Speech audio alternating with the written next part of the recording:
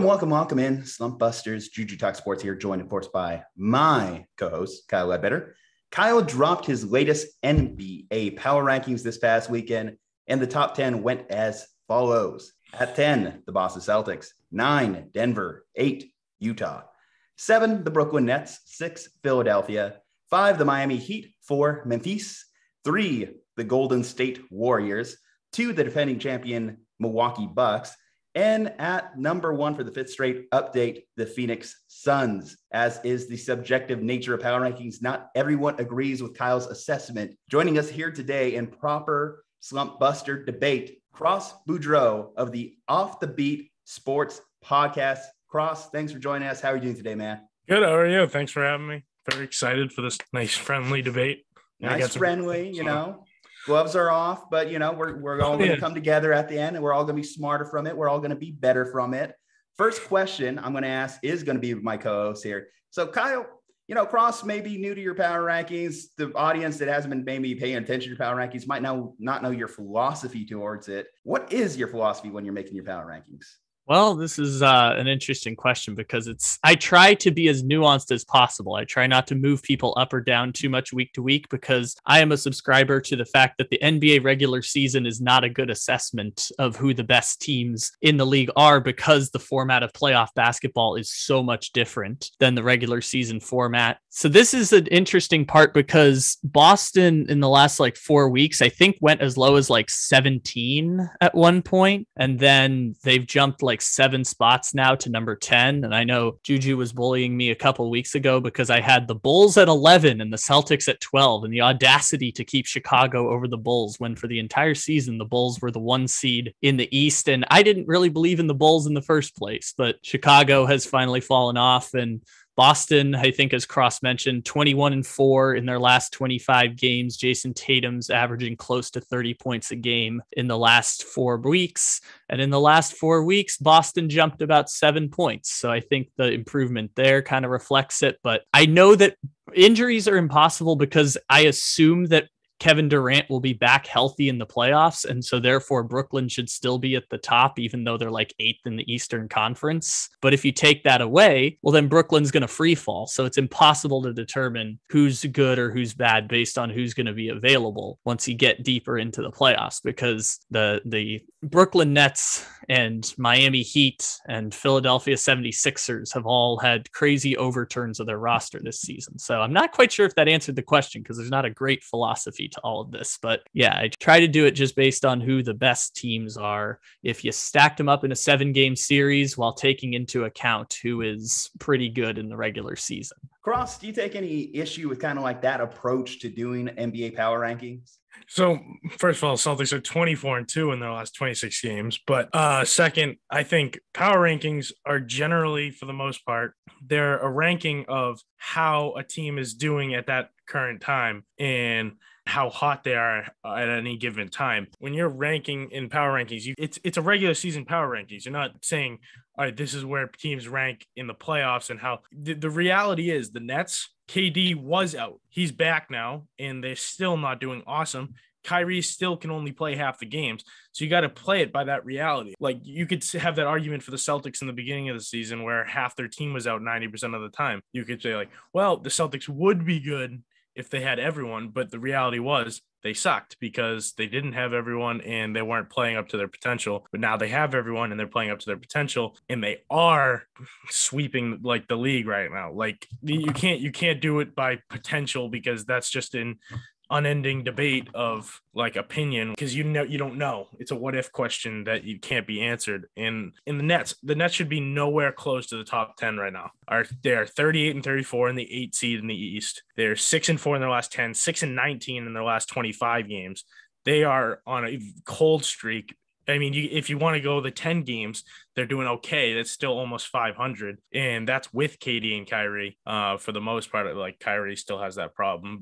And as much as I hate Kyrie, I think they should be letting him play. I think that's kind of crappy, but that's a separate discussion. But you can't say, well, the playoffs is different because this is rankings. Power rankings are based on how hot a team is during the season. And I just think if you get into that whole what if debate, and it's never going to end. Cross, so it sounds like the Nets and the Celtics are the two standouts here. Would you say those are your biggest disagreements in the rankings?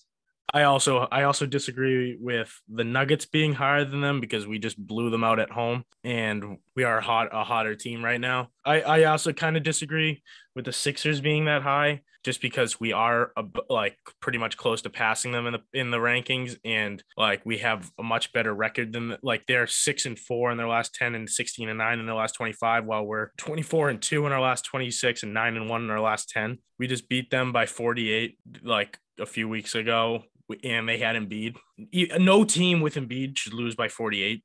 I mean, that's just embarrassing. I think that team shouldn't be higher than them. The Nets. I mean, I think the Warriors should be definitely lower. I don't know if the Celtics should be above them, but the Warriors have been pretty rough lately. 4-6 in their last 10, 14-11 in their last 25. They're on a 3-game losing streak. I just think when I think power rankings, and I think when most people think power rankings, it's based on recent success, how a team's playing. Like, and obviously, it's not going to be like you play bad for like a week, you're going to drop like 10 spots in a thing. I mean, it should be progressively, they get lower and lower. Well, like the Celtics have been playing well for like 2 months now and have jumped like so much. I think in every power rankings I've seen, they've been at least top 6, and I think that's where they fit generally. I haven't really been able to see the Jazz all that much, but I think they've been like average. I don't think they've been doing anything crazy like the Celtics have, so I could see them ahead of them. I agree with the Suns, the Bucks. Although we beat the Grizzlies, I'm fine with them up there because they're playing pretty well right now. Yeah, so I just think the Celtics are the hottest team in basketball. They're beating all these good teams. They beat the Warriors. I mean, although Steph got hurt, they were beating them pretty good before Steph got hurt. I just think you can't get into that whole what if game. And Kyle, your response? Yeah, I think the thing that I don't like power rankings in general. I just know that Juju has me fill them out altogether. But my objection has always been that doing the week to week, like rise and fall like that doesn't make people smarter sports fans, because all of that is subject to change so quickly, and small sample sizes aren't necessarily, I would argue, the best way to do evaluations. It's like how people go from like saying but that's the argument with the power rankings. That's what a power ranking is that. I mean, if you want to go rankings in the NBA, then you go by overall record and stuff like that. But sorry. Yeah. And I think that's probably where mine are closer towards, right? Like, I think that if you put Miami against Boston, I think both of those teams are pretty evenly matched. And if you do a 1-game sample size of either team, well, it's a coin toss who's going to win, right? So by that logic, Miami and Boston would be essentially the same, which, by the way, if I'm doing my tiers breakdown, which I like to do more so that we don't get into debates about whether the Jazz are the 8th or 9th best team in the league, or the Bulls are 11th or 12th compared to the Celtics. Like, I think that that's kind of how you can find out whether or not like one team is better than the other. So then the tiebreaker there is to go to a 7-game series. And I guess by that logic, I would say even with the great stretch the Celtics are on, and they're first in defensive rating in the league right now, and they only have 2 scores, but one of those scores is now averaging 27 a game, and Jaylen Brown's scoring close to 20 a game. Or I think 24 a game. He's 24-25 a game right now, actually. And that's enough offense to get by, especially with a number 1 defense. And even with all that being said, I still think Brooklyn is a better team. I still think that the Sixers are a better team, but that's just because they have really talented players. And I know this is the whole argument everyone says about Jayson Tatum is, will Jayson Tatum become an MVP? And, this is all really going to be hashed out in a playoff series, it would appear. Guy, let me ask you then, with that said, let's move into these next set of questions here. Are the Boston Celtics Eastern Conference contenders? Depends on your definition of contender. Contending for an Eastern Conference title? No, but the Boston Celtics are a team that I would say is in the tier that I call second round exit, which is that they expect to make it to the second round. If the Celtics can make it to the second round, then that is a victory, I would argue, in this season, given where they were like a month ago or even 2 months ago, or even just having your best player be Jayson Tatum. I think that they expect to make it to the second round. Now, the problem there is Miami also expects to make it to the second round. Philadelphia also expects to make it to the second round. Chicago could talk themselves into making it to the second round. I'm not sure where they stand anymore. And I'd argue Brooklyn and Milwaukee are the teams that are in the like championship contender tier, only because they have Kevin Durant and Giannis Antetokounmpo. And if you have those two generational stars, you expect to be in the championship every single year. And so I think if Boston gets to a series against either one of those teams, it would be a victory. Now, Brooklyn's impossible to figure out because they're an 8 seed and they might play Miami in the first round, and it's all going to be really complex. But I think seeding in basketball is weird in that way too. But Milwaukee and Brooklyn both expect to be in the championship, and the other teams kind of expect to get to a series where they lose to either Milwaukee or Brooklyn. Cross, your assessment of Kyle's assessment of the Celtics. I think the Celtics are definitely contenders to win the East right now with how they're playing. If this play keeps up, I mean, again, it's the what if thing, like you don't know, but like if this play keeps up, I don't see anybody beating the Celtics 4 times with how they're playing right now. I don't think Chicago can do it. I sure as hell don't think Chicago can do it. I think they are a team of losers. DeMar hasn't had any like postseason success in his career. He's had like regular season success, but he hasn't been able to do like anything in the postseason. The Nets aren't reliable right now. Even with Kyrie, I'm not sure. I don't think they have the pieces around them. I think losing Seth Curry was a huge loss. How about Miami? Because I could be convinced on the Miami side. I know Miami. I was going to say I played the game a couple of weeks ago of drafting players from the Heat and Celtics, and the Celtics might have the first 2, but then Miami has the next 6 if you're drafting people from the teams. Yeah, and that's the Miami. They're good. They're good. They're the ones I fear the most in a 7-game series. More than Milwaukee? Yeah, because I think wow. I think with the Heat, although my concern that lie with the Heat is their offense. They're really good defensively, but can they produce enough points? Because if the Celtics are this good defensively and they're that good defense, who has the better offensive team? And I think the Celtics win that battle, like they eke it out a bit. But that's if the Celtics defense stays this hot. And that's if the Heat if the Heat can put together an offense at some point, I think they're a very dangerous team, and especially against these teams like Milwaukee. And with the Celtics, I think Milwaukee, the only reason we ever lose to Milwaukee is because Chris Middleton like kills us for no apparent reason. Every time we play Milwaukee, Chris Middleton just goes off. And if we can contain him, like the thing with Giannis, he could go score 50, but if you're like playing great defense on the other 4 guys on the court, like it's not going to matter. It's like the whole game with the Suns like years ago, or was that 2017 where Devin Booker dropped 70 on us and lost. If you can lock up everybody else on the court, then you're going to be able to beat a team. Like no one player isn't going to beat you. And I'm not worried about it. Sixers in a 7-game series. They have not been able to figure us out all that much. I think with Embiid, like I don't think Harden is a career loser. I don't think he hasn't done crap with his postseason career. I don't think Embiid can do anything either. He's a really good player.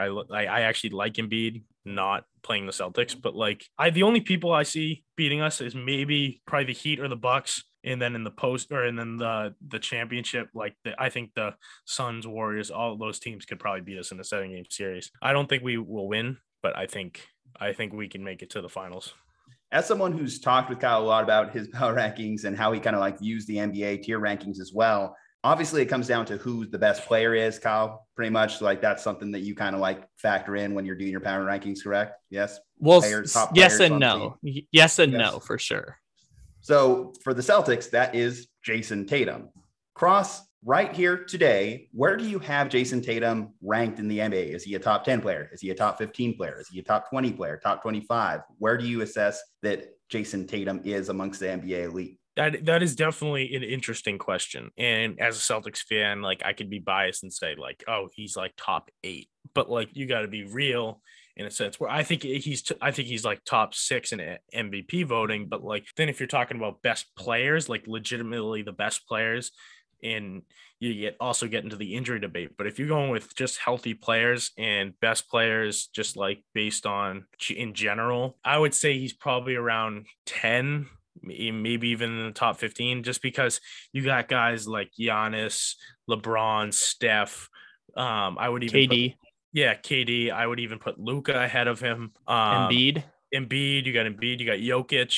Then you Kawhi when healthy. I'd put Kawhi when healthy. But if we're keeping out injured players, because then I would also have like guys like Anthony Davis over him, or maybe even Kyrie. Like as much as I hate Kyrie, he's a very good player. Dame Lillard. Damian Lillard, but like right now in this year, he's probably top 10, I would say. And just with how crazy he's been playing. As much as I want to be like, yeah, he's top 10, but like you also got to think how he was playing in the beginning of the year. 25 points a game is not bad, but like watching him, it didn't feel like he was a 25 points per game. Just watching those games, it didn't seem like he was like a top 10 player just because they were losing so much. So like it is like, as much as I would like to say I'm not using recency bias, it's just something that you like put that's just ingrained in your head when you're trying to make these decisions. But I would say he's probably top 10, like in like the lower half of that list.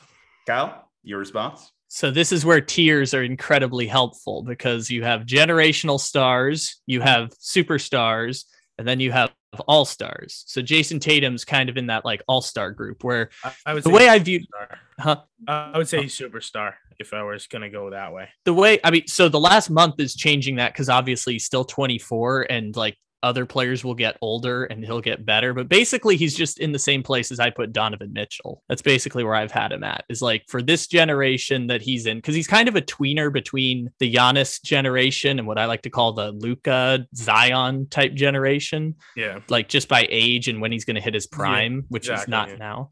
So he's kind of a tweener, but if you want to say like the Giannis generation, it's like Giannis, and then you have Embiid and Anthony Davis and Jokic as the superstars. And then Devin Booker, I'd also put there, but I'm a big Devin Booker guy. And then below that would be like Donovan Mitchell and Jayson Tatum and Paul George. I would say Tatum's at least on Booker's level. And when I'm talking generational superstars, I would put LeBron, Giannis. I would even put Jokic and Embiid up there because those guys are great. They're special. It's just Giannis. It's just Giannis in that generation. And then the one before would be KD and Steph was like the generation before with like Russ and Harden and those guys below that. So like generational star is like only Giannis. You could argue Embiid, but I'll put only Giannis. Then below that, Jokic, Anthony Davis, and Embiid. And then Devin Booker's kind of like a tweener too. And then right below that would be like Donovan Mitchell and Jayson Tatum. I just have a hard time categorizing Tatum as all-star, especially since like he started in a couple games, obviously because of injuries, but I wouldn't say he's just an all-star. I would say he's a superstar. He's leading a great. He's someone you would write in every single year as an all-star, like Paul George or Jimmy Butler. You'd write him in on your all-star team every single season. Mm-hmm. All right, guys, let's end this on an amicable note. Let's talk about some agreements. Let's talk about some things that we can all agree on. First off, at 30 in the power rankings, the Rockets suck. We can all agree on that, right? Right? Yeah, I honestly, no objections. I feel like the last 10 are all like kind of toss-ups. You can't really. It's hard to judge the worst. They all are terrible. It's a weird year. It's kind of like who wants to be the worst. Like who do you want to put it? Those. It's not really like it's kind of just like interpretive. Yeah. It's hard to argue. To be a millionaire. Yeah. Any big agreements up top that we didn't really talk about? We talked about all the disagreements. Any big agreements up top? I definitely think the Suns are one. I would agree with the Bucks being up there. I think the Warriors should be a little lower. Just because of how that one's fair. I think there's just no one who slides below them because all those teams in the East below the Bucks feel like they're kind of all the same. So I don't really know how to adjust the Warriors other than Memphis, which feels a little premature. This is the first time I'll throw in my opinion here. I think a lot of those top teams in the East are actually kind of getting looked on in a weird light compared to the West because we're so used to saying the Western Conference is better than the Eastern Conference. I think the paradigm has shifted. I feel like the East is better than the West this year. Yeah, and I think that's also why you get the records are lower, like they're worse in the East than they are in the West, just because I think those top teams have not easier schedules, but like easier schedules. I just think like these teams like the Heat and like the Bucks, they have to play like the Sixers, the Celtics, the Bulls, each other, like Cavs, like they have to play each other more than like those other teams. So like the records are like the East is way more deep. Like both conferences have top heavy. Like I think Suns, Warriors, Nets, Bucks. That's kind of like the teams who assume they're going to be in the championship, and then the East has like the next 5 best teams. Or so. I mean, Memphis is pretty good. Well, you got like the Clippers who are 8th in the West. No, they wouldn't even be the 10th seed in the East. Like The Oh, East. he just hates the Clippers. That's something we the can all agree Lakers. on here. The Lakers shouldn't even be in the playoffs. They are god awful this year, and I think. Well, now they're punting on the season, but they'll still sneak in the playoffs because Portland is also punting on the season. I don't think they would. They would not even be. They would probably be the 11 or 12 seed in the East. Like the Lakers. Yeah. Like This is what I call I've been calling it Timberwolves syndrome, which is there's no reason the Timberwolves should be 10 games over 500. They just play 7 crap teams in the Western Conference all the time and they get easy wins. Well, And one of those crap teams is the Lakers. Unfortunately. Well, you also look at like divisions. Like I know like they don't really mean anything, but like you play, what is it, like 4, you play each team in your division 4 times a year. The Celtics have to play the Sixers 4 times, the Raptors, who are pretty good this year, 4 times, Nets 4 times, the Knicks, who are like they're struggling this year, but they're still like a solid team. We have to play them 4 times a year.